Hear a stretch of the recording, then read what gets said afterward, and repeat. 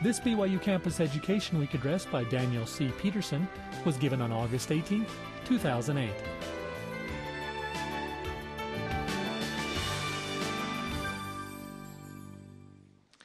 Welcome to Campus Education Week. My name is Daniel Peterson, and today our topic is the revelations of Joseph Smith. I hope to give you some idea of some of the ways, there are far too many to cover in a series of lectures, let alone in a single one, in which those revelations restore ancient doctrines. In his 1996 book on the rise of Christianity, the noted sociologist Rodney Stark repeatedly uses the Church of Jesus Christ of Latter-day Saints as a model for understanding the growth of the early Christian movement. The Church, he's written elsewhere, represents that incredibly rare event, the rise of a new world religion. The Latter-day Saints stand on the threshold of becoming the first major faith to appear on earth since the Prophet Muhammad rode out of the desert. Early in the 20th century, the famous historian of antiquity, Edward Meyer, took a year's leave from the University of Berlin to study the Latter-day Saints in Utah. Mormonism, he concluded, is not just another of countless sects, but a new revealed religion. What in the study of other revealed religions can only be surmised after painful research is here directly accessible in reliable witnesses. Hence, the origin and history of Mormonism possess great and unusual value for the student of religious history. Such comments don't surprise Latter-day Saints.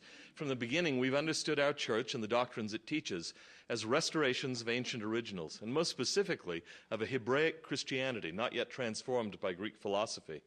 Mormonism, a nickname for the real religion of the Latter-day Saints, does not profess to be a new thing, said Lorenzo Snow, the fifth prophet and president of the church at the dawn of the 20th century, except to this generation. It proclaims itself as the original plan of salvation, instituted in the heavens before the world was, and revealed from God to man in different ages. That Adam, Enoch, Noah, Abraham, Moses, and other ancient worthies had this religion successively in a series of dispensations. We as a people verily believe. To us, the gospel taught by the Redeemer in the meridian of time was a restored gospel, of which, however, he was the author in his pre-existent state. Mormonism, in short, is the ancient gospel brought back again, this time to usher in the last dispensation, introduce the millennium, and wind up the work of redemption as pertaining to this planet.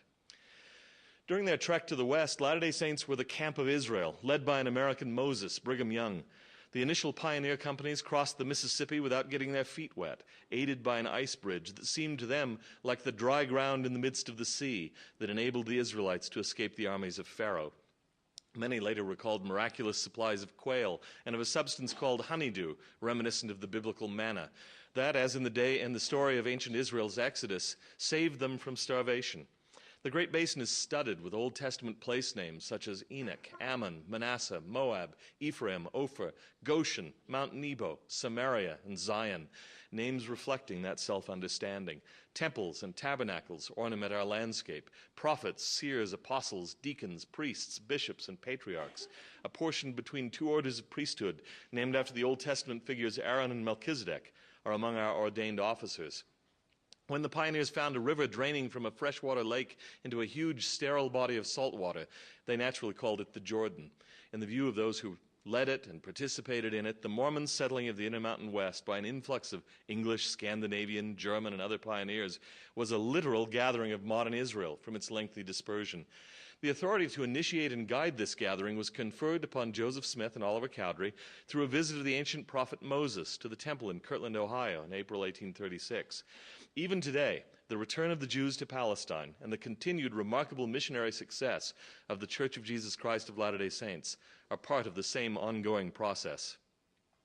But it isn't Latter-day Saints alone who recognize resemblances between our church and more ancient movements.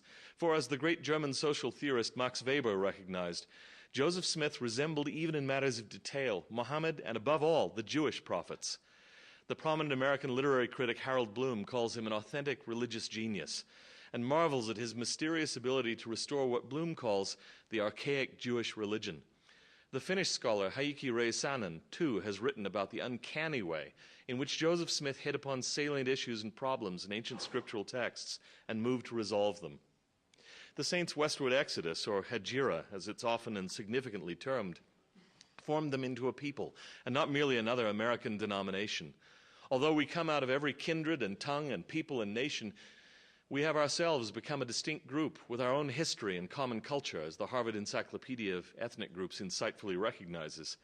In this light, it's understandable that Latter-day Saints frequently cite the words of the ancient apostle Peter, addressing the Christians of his day with reference to ourselves.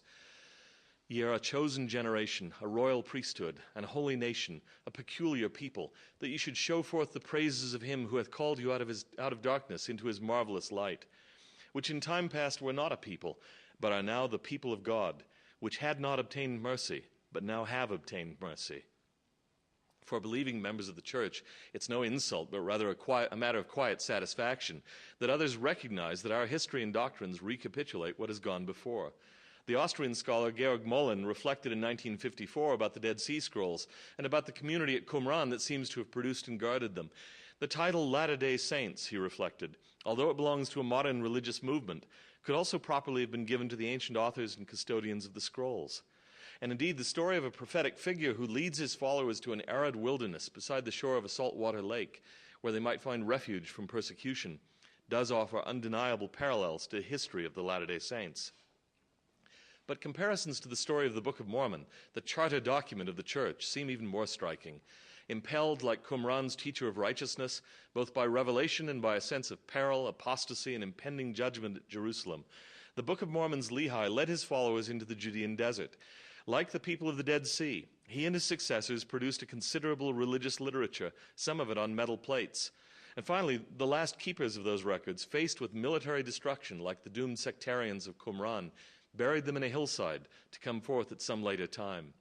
In fact, this story of a book inscribed on metal, hidden in a stone box, buried in a hillside, and guarded by an angel, has fascinating parallels in many other documents from antiquity. We now know that the writing of religious texts on metal plates, sometimes on gold, was an authentic ancient practice. In fact, it seems to appear at precisely the time and in exactly the place from which the Book of Mormon peoples emerged. Even the form of the Book of Mormon plates, as described by those who saw them and in the book itself, seems to reflect ancient Israelite practice in remarkable ways. Joseph Smith obtained the plates of the Book of Mormon from the angel Moroni on the 22nd of September, 1827, which was not only the autumnal equinox, but Jewish New Year's Day, Rosh Hashanah, the so-called birthday of the world. More and more, the Book of Mormon appears to fit the ancient world from which it claims to have emerged. This is a remarkable fact, considering that its translation and dictation appear to have been accomplished in roughly 63 working days, a torrid pace that with neither rewrites nor significant corrections produced nearly 8.5 pages of the current English edition daily.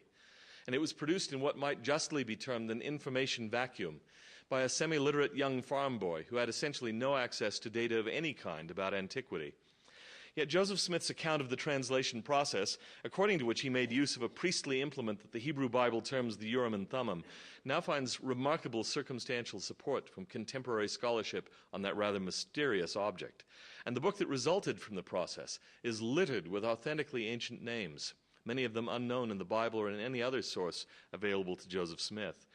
The name of Lehi's wife Sariah, for example, previously invisible outside the Book of Mormon, has now been found in ancient Jewish documents from Egypt. Likewise, the non-biblical name Nephi belongs to the very time and place of the first Book of Mormon figure who bears it.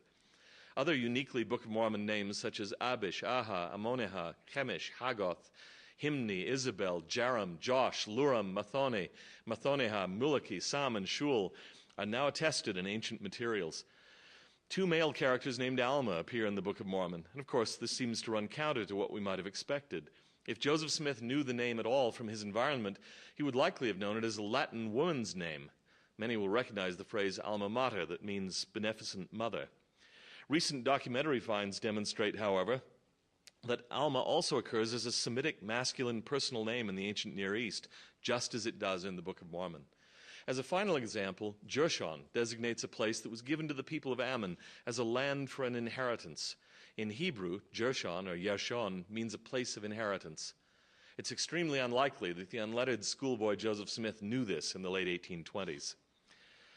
The presence in the Book of Mormon of the characteristically ancient literary structure or technique known as chiasmus, a complex rhetorical device largely overlooked by biblical scholarship until decades after Joseph Smith's martyrdom in Illinois,